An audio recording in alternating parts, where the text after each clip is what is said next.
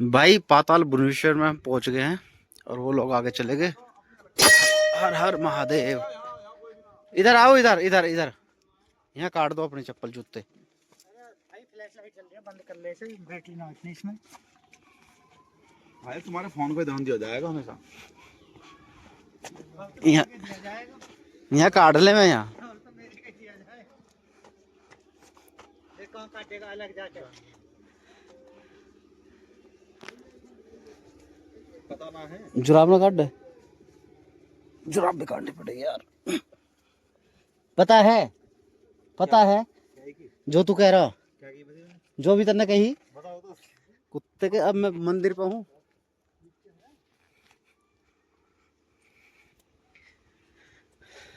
चप्पल जूते निकाल के किस तरह आराम से लगा एकदम। मंदिर गया सुरंग है, इसमें भी देखो कितना कबाड़ भर दिया।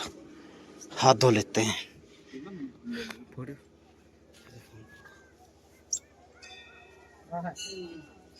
उसमें देख, उसमें भाई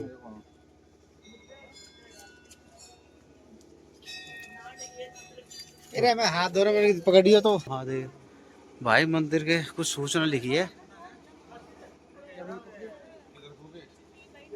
इसे अगर पढ़ लेना। आगे हाथ धो लेगा पहले। शिवलिंग है यहाँ पे। हर हर महादेव। ना यहाँ वैसे जय बोलेगी। कर दो। एंट्री एंट्री कर दी। एंट्री होती है भाई, पहले एंट्री कराओ, उसके बाद आगे मंदिर की तरफ जाएंगे।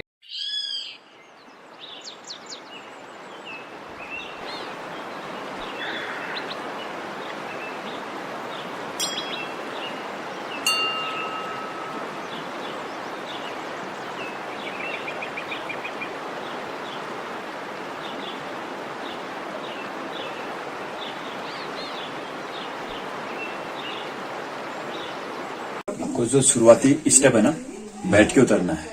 ठीक है, ठीक है। अंदर क्यों आएगी?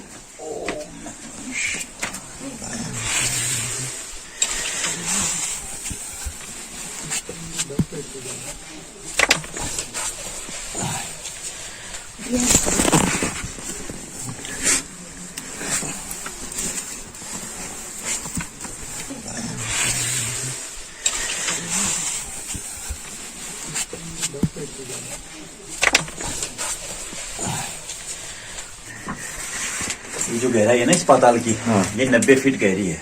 90 फीट है। 82 इसमें सीढ़ियां बनी हुई है। दोनों साइड चैन लगी हुई है। और केव जो है आपकी नेचुरल है। आपका जो महत्तम है आपका, वो 4 धामों का बताया गया है जी। और सारे इसमें आपके जो स्ट्रक्चर बने हुए हैं वो मूर्ति रूप में बने हुए हैं। अच्छा, आप धीरे धीरे बैठ बैठ के उतरिए आराम से। जय भोलेनाथ। जय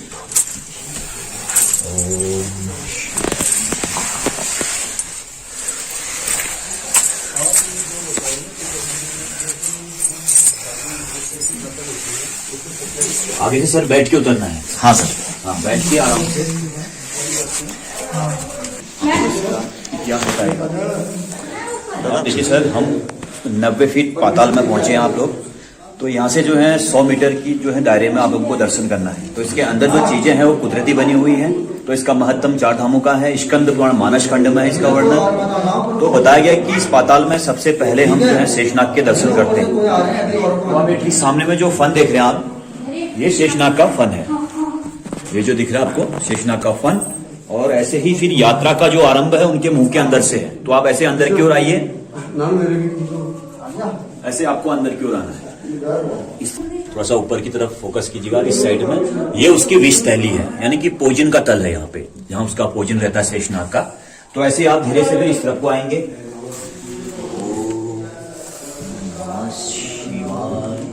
आराम से सिर का ध्यान रखिएगा। आप देखिए सर, जमीन पे यहाँ पे जो एक पत्ते की आकृति में बना हुआ स्थान है, ये हवन कुंड है, जहां पे राजा परीक्षित के बेटे जन्मेजय ने नाग यज्ञ किया था। तो उनके पिता राजा परीक्षित को श्राप था कि आपकी मृत्यु जो होगी सर्प के काटने से। तो उन्होंने हवन करके जो है पाताल पृथ्वी लोक के सारे सर्पों को जो है जला दिया था। उसमें से एक नाग बच गया था, आपका तक्षक था वो। तो जिस नाग ने राजा परीक्षित को काटा था वो नाग था तक्षक आपका। तो यहाँ पे आप उस नाग के भी दर्शन करेंगे।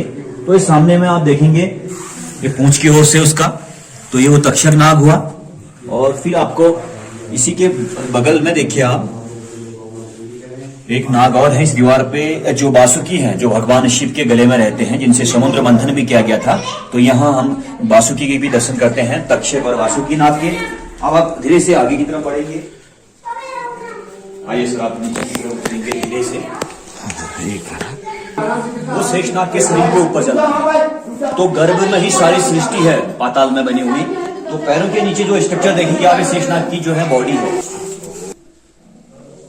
आप यहाँ पे सर ये आदि गणेश है, यानी कि सर कटे गणेश। जब भगवान शिव ने क्रोध में आके गणेश जी का सर काट दिया था, तो उनको जीवनदान देने के लिए जो है अमृत दिया गया था, यानी कि कटे हुए धड़ का अभिषेक हुआ था। तो ठीक ऊपर में आप जो देखेंगे ये पैटर्न ब्रह्म कमल के फूल का है, जिसके 108 पंखुड़ियों से जो है अमृत दिया गया था गणेश जी को। तो यहाँ पे गणेश जी के दर्शन है, ऊपर ब्रह्म कमल का फूल है। और ऐसे ही आप इस तरफ आएंगे और थोड़ा सा आगे की तरफ आएंगे, तो आप देखिए सर सामने में ये है केदारनाथ। जो सामने आप पिंड के दर्शन कर रहे हैं केदारनाथ के हैं। बगल में आप देखेंगे 5 पिंड है एक साथ, जो बद्रीनाथ के हैं। बद्री पंचायत है 5 पिंडों के। ऊपर में आप देखेंगे अमरनाथ का है। अमरनाथ के सामने आप देखेंगे गुफा भी है अमरनाथ की। तो इस पाताल में दर्शाया गया कि तीनों के दर्शन जो हम लोग एक ही स्थान में कर लेते हैं, केदारनाथ के और बद्रीनाथ अमरनाथ के। सामने जो इस दीवार पे देख रहे हैं आप, ये जगहें हैं अमरनाथ की। तो अमरनाथ की जगहें और तीनों के दर्शन जो है धामों के स्थान पे दिए गए हैं। आइए सर, अब यहाँ पे देखिए सर सामने में ये जो जीवा बाहर की ओर देख रहे हैं आप, ये है काल भैरव की जीव, यानी कि भगवान शिव का ही जो है दूसरा अवतार है ये काल भैरव के रूप में। तो पुराणों का ऐसा उल्लेख है कि यदि कोई कलयुग का व्यक्ति इनके गर्भ से प्रवेश करते हुए इनके पूंछ तक पहुंच गया, तो उस मनुष्य का पुनः जन्म नहीं बता रखा है, यानी कि उसे मोक्ष मिल जाएगा। तो कहा है कि कलयुग में वही मनुष्य इसके दर्शन कर सकते हैं पूंछ तक के, जिसके पास कोई दैविक शक्तियां हो। अन्यथा कलयुग में मनुष्य का प्रवेश करना, पूंछ तक जाना वो निषेध है, क्योंकि पूंछ का कोई अंत नहीं बता रखा कि पूंछ कहां तक गई हुई है। तो ये भगवान शिव का वो अवतार है काल भैरव के रूप में।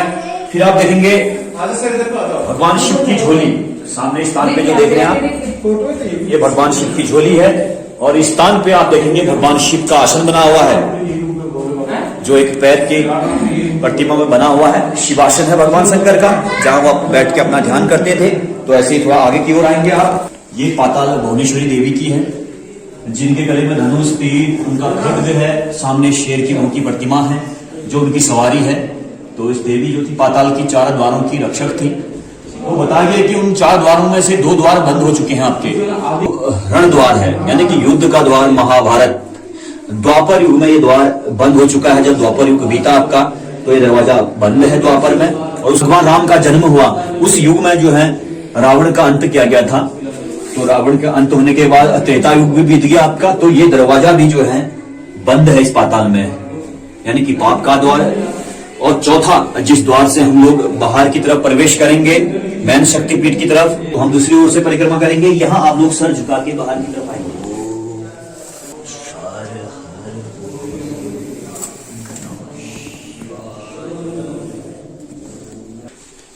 ये भी पूरा शेषनाग का ही शरीर है, जिसके ऊपर आप लोग चल रहे हैं।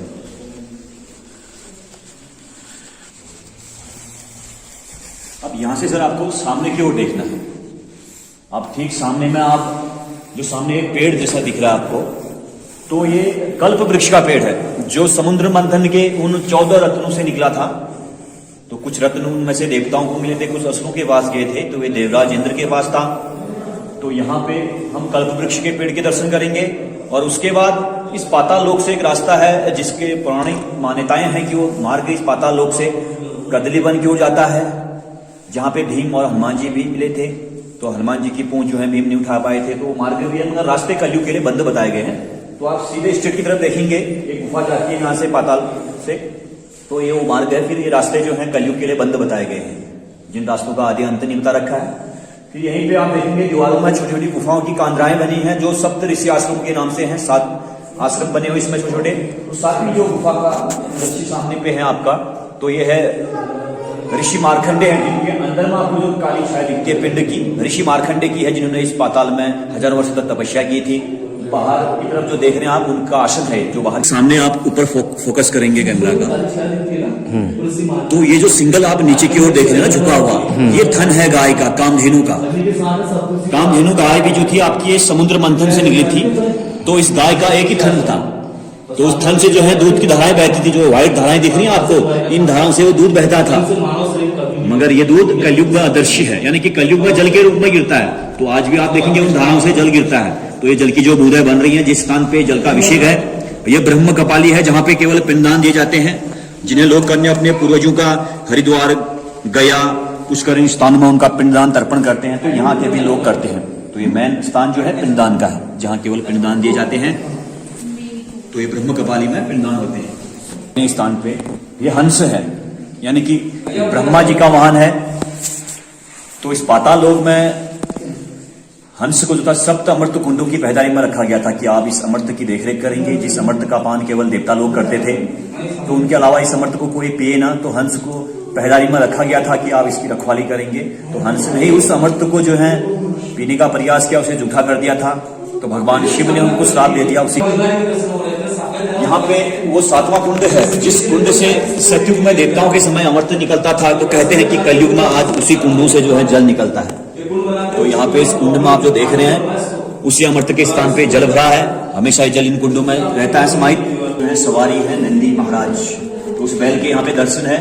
सामने ये विशाल जो प्रतिमाएं हैं, भगवान शिव की जटाएं हैं।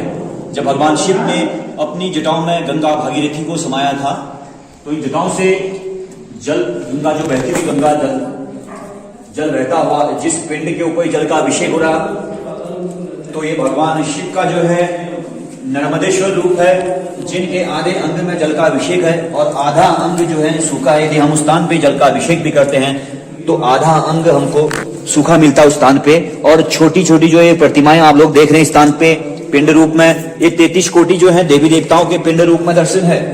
और सामने विश्वकर्मा जी की हाथ की प्रतिमा है, जिनके द्वारा इस कुंड का निर्माण हुआ था द्वापर में पांडवों के लिए। तो इस राजा भगीरथ की है, जो अपने पूर्वजों के लिए गंगा लाए थे देवलोक से, उन्होंने घोर तपस्या की थी एक पैर में खड़े होके। तो यहाँ हम राजा भगीरथ के भी दर्शन करते हैं, और ये भगवान शिव की विशाल जटाएं हैं। और हम यहाँ से जो है फिर आगे की तरफ जब बढ़ेंगे, वो मैन शक्तिपीठ की तरफ जाएंगे, तो आप धीरे से फिर आगे की तरफ बढ़ेंगे।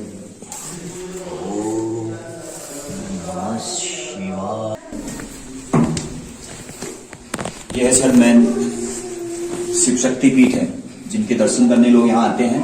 तो ये मैन शिवलिंग के दर्शन है यहाँ पे पाताल भुवनेश्वर। तो यहाँ पे देखेंगे आप सामने में 3 मूर्तियां हैं बनी हुई, ब्रह्मा विष्णु महेश की हैं। तो ब्रह्मा जी की पूजा नहीं होती है, तो इनका मंदिर बताया गया कि एक स्थान में पड़ता है, पुष्कर राजस्थान में है, जहां इनकी पूजा की जाती है। तो आप देखेंगे ये तीनों मूर्तियों के ऊपर 3 जटाएं आती हैं, जिनकी 2 जटाओं की धाराओं से जलाभिषेक होता है विष्णु जी और शंकर जी के ऊपर, और ब्रह्मा जी के ऊपर जल का अभिषेक नहीं है। तो यहाँ पे आप देखेंगे उनकी मूर्ति पे जो है जल नहीं गिरता है, सामने की जटा जो है सूखी है। और फिर यहाँ पे एक जटा है जिनकी 3 धाराओं से जलाभिषेक होता है, जो मैन शक्तिपीठ के ऊपर जल का अभिषेक होता है उन जटाओं से। तो यहाँ पे मैंने शिवलिंग के दर्शन करने के बाद फिर जिस गुफा से पांडव लोग गए थे बद्रीनाथ की तरफ मोक्ष के लिए, वो गुफा है, यहाँ से जाती है ऊपर को बद्रीनाथ की तरफ। और ये जो मार्ग अंदर की तरफ का दर्शाया गया है, ये काशी विश्वनाथ का बताया गया है। ये मार्ग जो आप देख रहे हैं नीचे की तरफ मार्ग गया हुआ रास्ता है इस पाताल लोक से, तो ये वो मार्ग है विश्व काशीनाथ का। सामने की तरफ एक जो जटाएं हैं कोटेश्वर महादेव की है, और फिर अंदर की ओर जो है पंच पांडवों की गुफा है, जहां पांडवों ने आखिरी समय भगवान शिव के दर्शन किए थे द्वापर में, और ये आखिरी पड़ाव है पांडवों वाली गुफा का। तो ऐसे आप अंदर की ओर आएंगे ऊपर की ओर। पंच पांडवों की, और यहाँ से हम जो सीढ़ियां चढ़ के चढ़ेंगे ऊपर, तो ये पंच पांडवों के दर्शन है। यहाँ पे शिव पार्वती 5 पांडवों ने अंतिम पासा खेला था इस स्थान पे, और यहीं से 4 भाई लौटे मोक्ष के लिए बद्रीनाथ की तरफ, और युधिष्ठिर को जो है शरीर स्वर्ग भेजा गया था। तो आप धीरे से ऊपर की ओर बढ़ेंगे। यहाँ पे ऐसे रोज चौपड़ है, पांडव चौपड़, भगवान शिव के साथ भगवान शिव पार्वती गणेश 5 पांडव हैं यहाँ पे। तो पिंड रूपी दर्शन है यहाँ पे। तो आप थोड़ा सा इस साइड को कैमरा लाएंगे, तो आपको सामने की तरफ जो गुफा जाती है, तो यहीं से जो है 4 भाई लौटे थे मोक्ष के लिए बद्रीनाथ की ओर। तो उन्होंने यात्रा की थी बद्रीनाथ की तरफ, और युधिष्ठिर को जो है सशरीर स्वर्ग भेजा था। ये जो मंच बना हुआ है, इस मंच के ऊपर 4 युग हैं। जैसे 4 द्वारों के बारे में बताया गया इस पाताल लोक में, वैसे 4 युगों का भी बताया गया है। तो सबसे पहले हम जिस युग के दर्शन करते हैं इस स्थान पे, ये त्रेता युग है, जब भगवान राम का जन्म हुआ था, तो वहां पे त्रेता युग है। फिर नीचे आप देखेंगे द्वापर युग है, जब पांडव इस स्थान पे आए थे। और ये स्तंभ जो है सबसे बड़ा इस स्थान पे, इस मंच पे कलयुग का है। और उसी के बगल में कलयुग से सटा हुआ जो है सतयुग का है, आने वाला युग दर्शाया गया है। तो कलयुग के बारे में पौराणिक मान्यताएं हैं कि कलयुग का जो अंत है वो उसका चौथा चरण है। तो कलयुग अपने प्रथम चरण पे है, इसका फिर चौथा जब इस ब्रह्मांड को छुएगा तब सृष्टि का अंत और विनाश होगा। तो ये कलयुग का स्तंभ 1000 वर्ष में जो है एक ही बार बढ़ता है। तो फिर सतयुग का आरंभ होगा। फिर सामने आप जो गुफा देख रहे हैं, आगे जाके ये गुफाएं भी बंद है। जिस गुफा का इस पाताल लोक से महत्तम इस रास्ते का बताया गया था, सेतु बंधु रामेश्वरम का, जो आपका दक्षिण भारत साउथ में पड़ता है, जहां भगवान राम ने लंका में जाने के लिए सेतु बांध बांधी थी। तो ये वो मार्ग है, मगर रास्ते फिर धीरे धीरे कलयुग में जो है इस पाताल लोक में सारे बंद बताए गए हैं। तो ऐसे ही आप 4 युग के दर्शन करने के बाद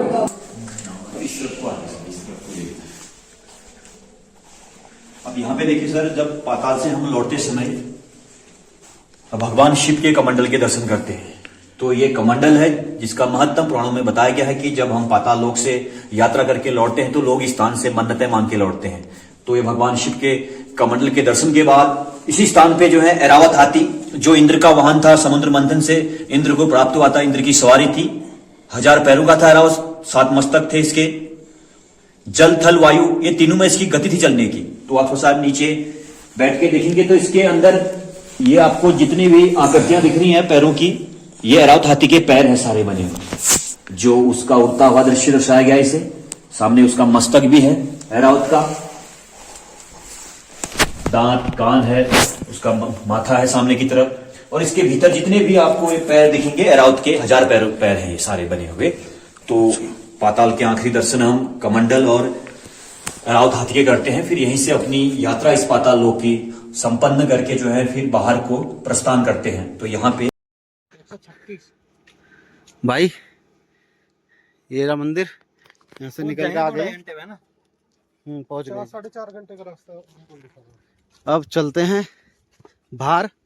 धारचूला, धारचूला है वो, क्या है धारचूला है शायद। देखते कब तक पहुंचते हैं वहां पे, कहाँ रुकेंगे, पहुंचेंगे नहीं पहुंचेंगे अभी कुछ पता नहीं है। चलो चलते हैं। देखो भाई वैली कितनी डीप है। अरे यार